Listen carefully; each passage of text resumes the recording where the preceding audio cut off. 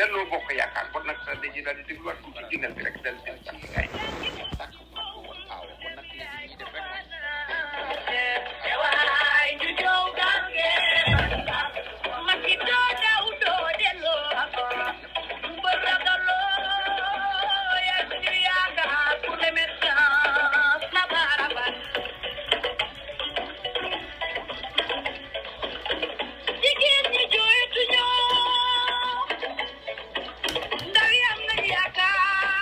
voilà kon nag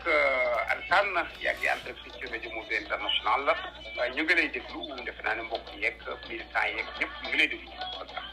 alors asalaamaaleykum Alain allo. voilà waaw ñu ngi lay déglu. waaw asalaamaaleykum mbokk yi mbokk waa Sénégal. ñu ngi lay déglu defe naa ne mbokk yeeg militant yeeg ñëpp ñu ngi lay déglu. voilà merci. Alassane mën nga wax ñu ngi lay déglu de. maa ngi leen di nuyu bu baax maa ngi leen di nuyu bu baax waaw damay am retour la. waaw ñu ngi lay.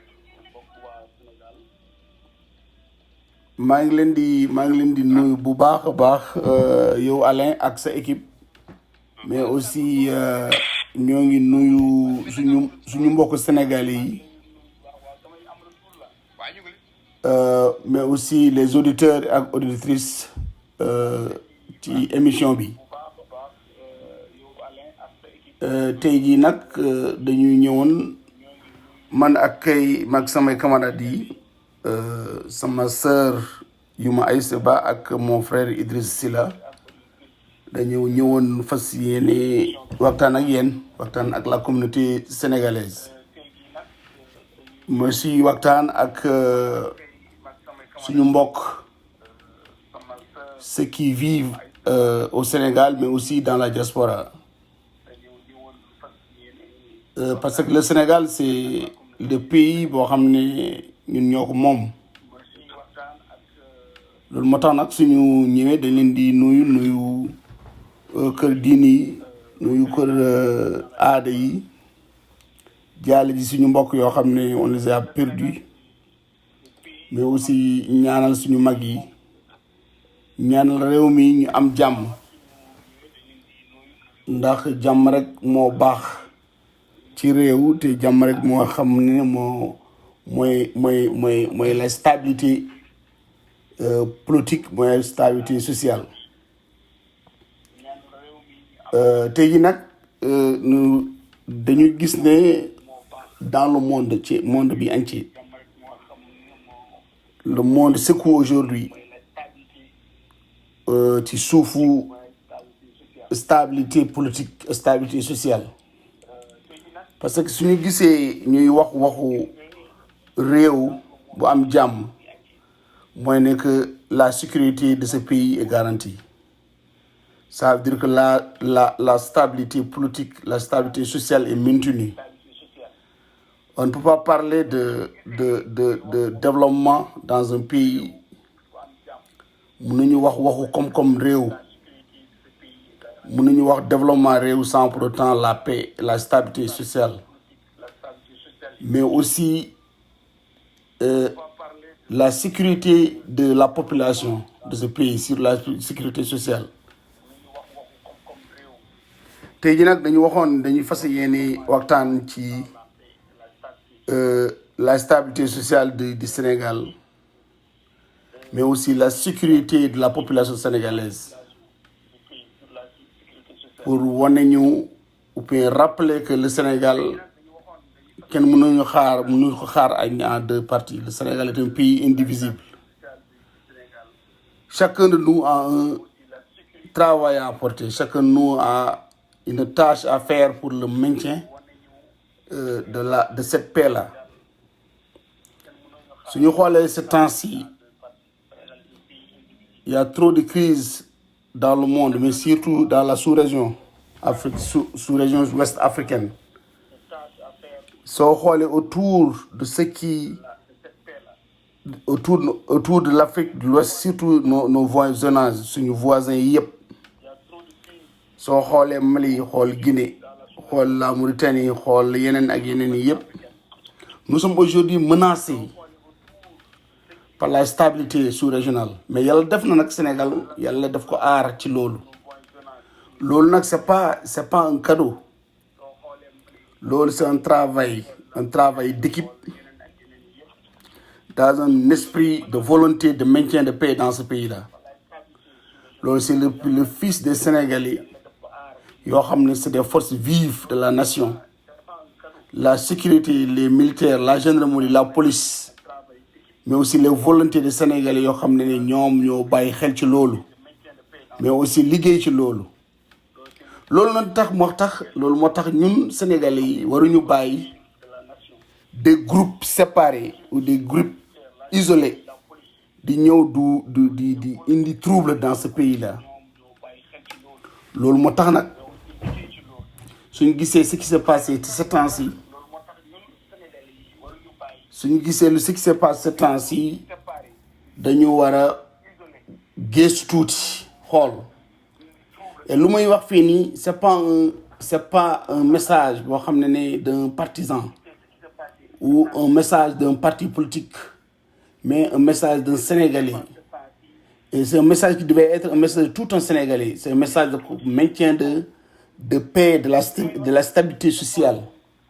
parce que Alain soo déggee jàmm rek soo déggee ay politique soo déggee meeting soo déggee duñu am élection soo déggee ñuy waxu assemblée nationale ñuy waxu ak leneen les élections législatives lépp c'est parce que jàmm dafa am ci dëkk bi parce que jàmm sa amul loolu yëpp duñ ci wax jàmm yooyu nag moo tax quel que soit Alpha et quelles que soient nos divisions quelles que soient nos visions quelles que soient nos ambitions politiques dañu waroon la première chose d'abord c'est de maintenir la stabilité de ce pays-là mais la paix et la sécurité de ses citoyens loolu moo tax ñun ñëpp dañu war a liggéey ci loolu delloo xel nit yi ne le Sénégal nous appartient il n'y a pas un pays voisin qui va venir maintenir la paix ou bien instaurer la stabilité dans ce pays kenn du ñëw liggéey à notre place et personne ne va travailler à notre place loolu nag li ko waral mooy dañu fas yéene waxtaan ak les Sénégalais yoo xam ne peut-être leur vision n'a pas été claire de ce qui se passe dans le monde parce que ce qu'ils envisagent de ces groupes isolés ces groupes yoo xam ne leur seen voulu lu ñu bëgg ñoom mooy Sénégal am na trouble Sénégalais ci biir Sénégal ñu am trouble politique wala ñu am na instabilité politique ñooñu dañu war a xam ne c'est des Sénégalais mais ils n'ont pas la même vision que nous képp Sénégalais ko am benn vision bu baax ci Sénégal qui veut voir un Sénégal développé un Sénégal stable un Sénégal dans la paix et dans la solidarité dans la communion ñooñu dañu war a booloo fàtte leurs ambitions politiques ou politiciennes yoo xam ne le Sénégal ñor leen Sénégalais ñor leen nag mooy ne ñun dañu war a waxtaan yoo xam ne ñooñu ils n'ont pas vu clair la situation aujourd'hui soo xoolee un politicien boo xam ne yow da ngay ñëw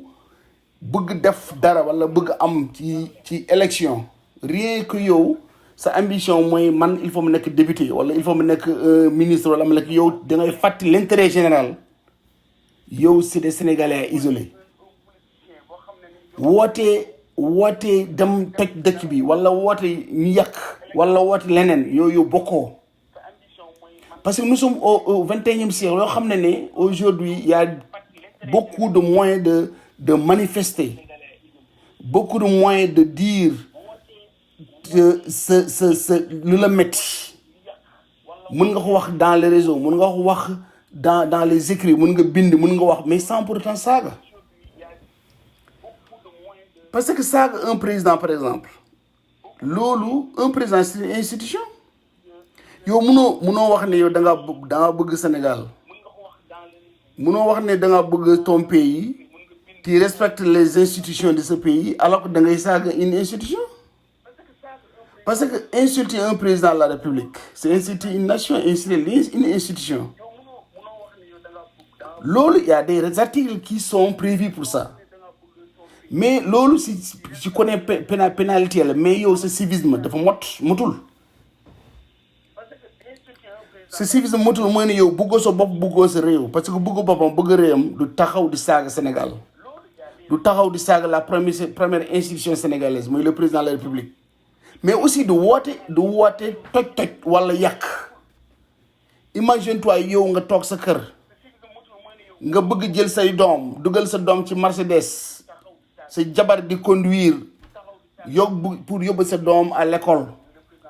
en même temps et sous un même rapport nga woo doomu jàmbur yi nañ génni dem se battre dem offenser la police, la sécurité nationale. Ceux qui gardent la sécurité nationale, ceux qui maintiennent l'ordre public,